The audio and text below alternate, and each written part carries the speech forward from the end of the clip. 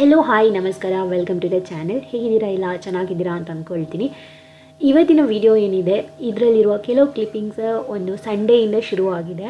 ಸ್ವಲ್ಪ health upset ಆಗಿತ್ತು and ವಿಡಿಯೋದಲ್ಲೆಲ್ಲ share ಮಾಡ್ಕೊಂಡಿದ್ದೀನಿ, ನೋಡಿ.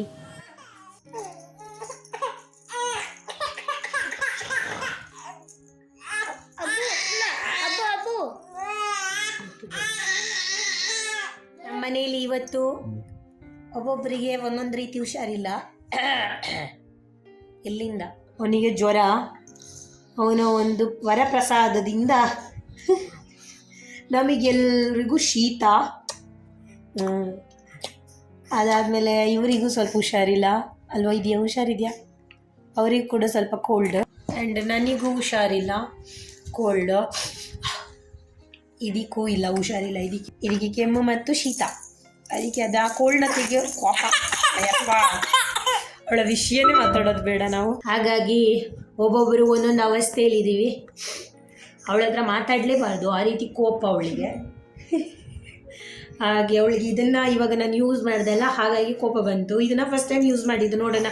ಅಂದರೆ ಅದು ಶೀತನ ಹೊರಗಡೆ ತೆಗೆಯೋದಕ್ಕೆ ಅವ್ರಿಗೆ ಗೊತ್ತಾಗೋದಿಲ್ಲ, ಹಾಗಾಗಿ ನಾನು ಸ್ವಲ್ಪ ಟ್ರೈ ಮಾಡಿದೆ ಇದರಲ್ಲಿ ಬರುತ್ತಾ ಅಂತ. ಅವಳು ಫುಲ್ ಕಿರಿಕಿರಿ ಮಾಡ್ತಾಳೆ.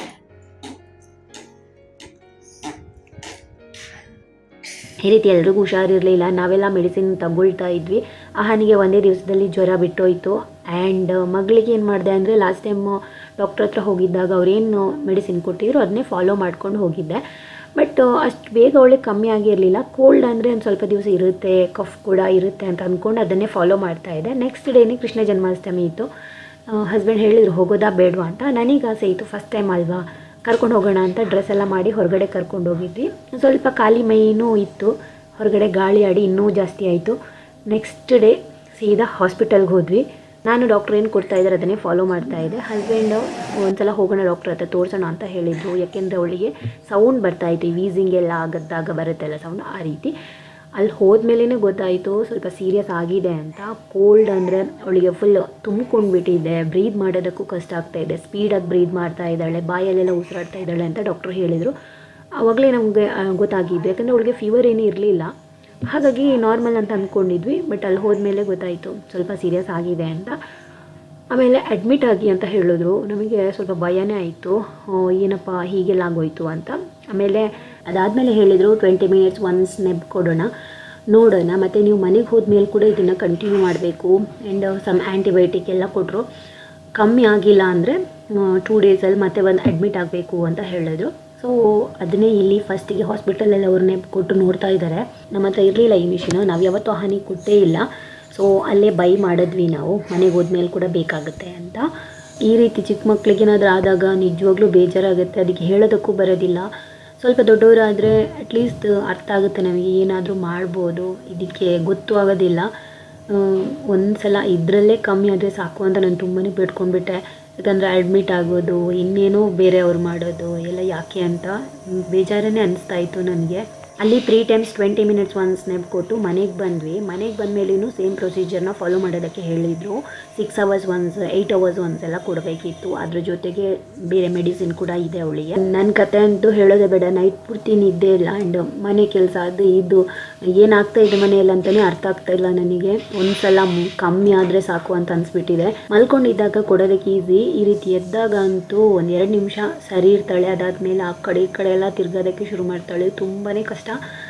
ಆದರೂ ಏನು ಮಾಡೋದು, ಕಮ್ಮಿ ಆಗಬೇಕಲ್ಲ, ಕೊಡ್ತಾ ಇರಬೇಕು. 3 ಡೇಸ್ ಈ ರೀತಿಯೇ ಮನೇಲಿ ಫಾಲೋ ಮಾಡಿ, ಕಮ್ಮಿ ಆಗಿಲ್ಲ ಅಂದರೆ ಹಾಸ್ಪಿಟಲ್ಗೆ ಬರಬೇಕು ಅಂತ ಹೇಳಿದ್ದಾರೆ. ಅವಳಿಗೆ ಒಂದು 5% ಓಕೆ ಆಗಿದೆ, ಆದ್ರೂ ಕೆಮ್ತಾ ಇದ್ದಾಳೆ. ಹೋಗಬೇಕು 3 ಡೇಸ್ ಬಿಟ್ಟು, ಮನೆಯಲ್ಲೇ ಕಮ್ಮಿ ಆಗುತ್ತೆ ಅಂತ ಬಿಡೋದಕ್ಕೂ ಆಗೋದಿಲ್ಲ, ಮಗು ಅಲ್ವಾ. ಹಾಗೆ ನನಗೆ ಲಾಸ್ಟ್ ಟೈಮು ನೀವು ಎಲ್ಲ ದಿವಸ ಸ್ನಾನ ಮಾಡಿಸ್ತೀರಾ, ಕಫ ಆಗೋದಿಲ್ವಾ ಮಕ್ಕಳಿಗೆ ಅಂತ ಕಾಮೆಂಟಲ್ಲಿ ಕೇಳಿದ್ರಿ. ನಾವು ದಿವಸದಲ್ಲಿ 2 ಸಲ ಸ್ನಾನ ಮಾಡಿಸ್ತೀವಿ. ಹಾಗೆ ತುಂಬ ಬಿಸಿನೀರಲ್ಲಿ ಸ್ನಾನ ಮಾಡೋದ್ರಿಂದ ಕಫ ಏನೂ ಆಗೋದಿಲ್ಲ. ಆ್ಯಂಡ್ ಆವಾಗಲೇ ನಾವು ಏನು ನೀರಿನ ಪಸೆ ಇರುತ್ತಲ್ಲ ಅದನ್ನೆಲ್ಲ ರಿಮೂವ್ ಮಾಡ್ತೀವಿ. ಹಾಗೆ ಇದು ಹಿಂದಿನಿಂದನೂ ನಮ್ಮ ಮನೆಯಲ್ಲಿ ಈ ರೀತಿಯೇ ನಡ್ಕೊಂಡು ಬಂದಿರೋದು. ಈ ಕಫ ಹೆಂಗೆ ಬಂತು ಅಂದರೆ ನನ್ನ ಮಗನಿಂದ. ಯಾಕಂದರೆ ಅವ್ನು ಸ್ಕೂಲ್ಗೆ ಹೋಗ್ತಾನೆ, ಮತ್ತು ಮುಟ್ಬೇಡ ಅಂದರೆ ಕೇಳೋದಿಲ್ಲ, ಎಷ್ಟು ಅಂತ ಕಂಟ್ರೋಲ್ ಮಾಡೋದಕ್ಕಾಗುತ್ತೆ, ಹಾಗಾಗಿ ಬರುತ್ತೆ.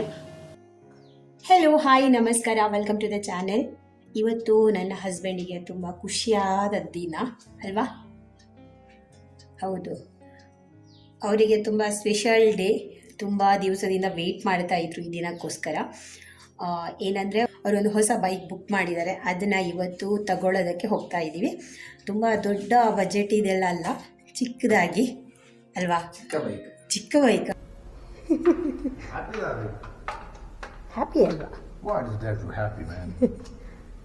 1 ವೀಕ್ ಮುಂಚೆನೇ ಮನೆಗೆ ತೊಗೊಂಡು ಬರ್ಬೋದಿತ್ತು ಬೈಕ್ನ. ನನ್ನ ಹಸ್ಬೆಂಡ್ ನಂಬರ್ ಪ್ಲೇಟ್ ಎಲ್ಲ ಬಂದ ಮೇಲೇ ಓಡಿಸೋದಕ್ಕಾಗೋದು, ಹಾಗಾಗಿ ಅವತ್ತೇ ನಾನು ತಗೊಳ್ತೀನಿ ಅಂತ ಅಲ್ಲೇ ಇಟ್ಟಿದ್ರು. ಹಾಗೆ 2 ಡೇಸ್ ಬ್ಯಾಕೆ ನಮಗೆ ಕಾಲ್ ಬಂದಿತ್ತು ಕಲೆಕ್ಟ್ ಮಾಡ್ಕೊಳ್ಳಿ ಅಂತ. ಅವತ್ತಿನ ದಿವಸನೇ ಮಗಳಿಗೆ ಹುಷಾರಿರಲಿಲ್ಲ, ಹಾಗಾಗಿ ಹೋಗೋದಕ್ಕಾಗಿಲ್ಲ. ಇವತ್ತು 2 ಡೇಸ್ ಸ್ವಲ್ಪ ಮಗಳು ಓಕೆ ಆದಮೇಲೆ, ಅಂದರೆ ಕಂಪ್ಲೀಟ್ ಓಕೆ ಆಗಿಲ್ಲ ಅವಳು ಇನ್ನೂ, ಆದರೂ ತಗೊಂಡು ಬರಬೇಕಲ್ಲ. ಬೈಕ್ ಇರಲಿಲ್ಲ, ಹಸ್ಬೆಂಡ್ ಹಳೆ ಬೈಕ್ನ ಕೊಟ್ಟಿದ್ದರು, ಅದು ತುಂಬ ಟೈಮ್ ಓಡಿಸಿದ್ದಾರೆ, ಅದನ್ನು ಕೊಟ್ಟಿದ್ದರು. ಹಾಗಾಗಿ ಅವರಿಗೆ ಅರ್ಜೆಂಟಾಗಿ ಬೈಕ್ ಕೂಡ ಬೇಕಿತ್ತು, ಕಲೆಕ್ಟ್ ಮಾಡೋದಕ್ಕೆ ಅಂತ ಹೋಗ್ತಾ ಇದ್ದೀವಿ. ತಗೊಳ್ಳೋ ಮುಂಚೆ ತುಂಬಾ ನೋಡ್ತಾ ಇದ್ರು, ತಗೊಳ್ಳ ಅಂತ. ಆಮೇಲೆ ಏನಕ್ಕೆ ಸುಮ್ಮನೆ ಟ್ರಾಫಿಕಲ್ಲಿ ನಿಂತ್ಕೊಳ್ಳೋದಕ್ಕೆ, ಮತ್ತು ಜಾಸ್ತಿ ಏನು ಓಡಾಡೋದಿಲ್ಲ, ಹತ್ತಿರಕ್ಕೇ ಹೋಗ್ತಾರೆ, ಬಿಟ್ಟು ಆಫೀಸಿಗೆ ಹೋಗೋದು. ಆಫೀಸ್ಗೆ ಹೋಗುವ ಅರ್ಧ ದಿನ ಅಂದರೆ ಅವರಿಗೆ 1-2 ಗಂಟೆ ಟ್ರಾಫಿಕಲ್ಲೇ ಹೋಗುತ್ತೆ. ಆ ಟ್ರಾಫಿಕಲ್ಲಿ ನಿಲ್ಲೋದಕ್ಕೆ ಇದಕ್ಕಿಂತ ಚೆನ್ನಾಗಿರೋ ಬೈಕ್ ಬೇಡ ಅಂತ ಒಂದು ಬಜೆಟಲ್ಲಿ ಬೈಕ್ನ ಬುಕ್ ಮಾಡಿರೋದು.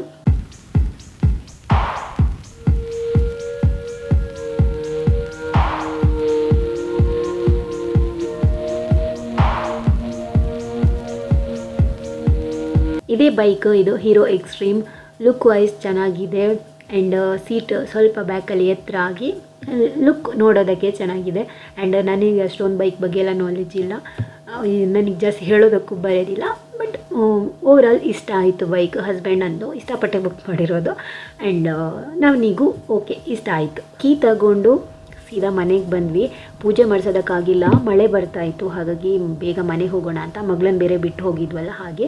ಮತ್ತು ಈವ್ನಿಂಗ್ ಇಬ್ಬರು ಮಲ್ಕೊಂಡಿದ್ರು, ನಾವು ಪಟ್ಟ ಅಂತ ಹೋಗಿ ಪೂಜೆ ಮುಗಿಸ್ಕೊಂಡು ಬರೋಣ ಅಂತ ಹೋಗ್ತಾ ಇದ್ದೀವಿ. ನನಗಂತೂ ಮನಸ್ಸಿಗೆ ಸಮಾಧಾನನೇ ಇರಲಿಲ್ಲ. ಬೇಗ ಅಂದರೆ ಗಾಡಿ ಫಸ್ಟ್ ಪೂಜೆ ಮಾಡಬೇಕು ಮನೆಗೆ ತರೋ ಮುಂಚೆ, ಅದೊಂದು ಮುಗಿಸ್ಬಿಟ್ರೆ ನೆಮ್ಮದಿ ಇರುತ್ತೆ ಅಂತ. ಹಾಗಾಗಿ ಹತ್ತಿರದಲ್ಲಿರುವಂಥ ಒಂದು ಟೆಂಪಲ್ಗೆ ಹೋಗಿ ಪೂಜೆ ಮಾಡ್ತಾ ಇದ್ದೀವಿ.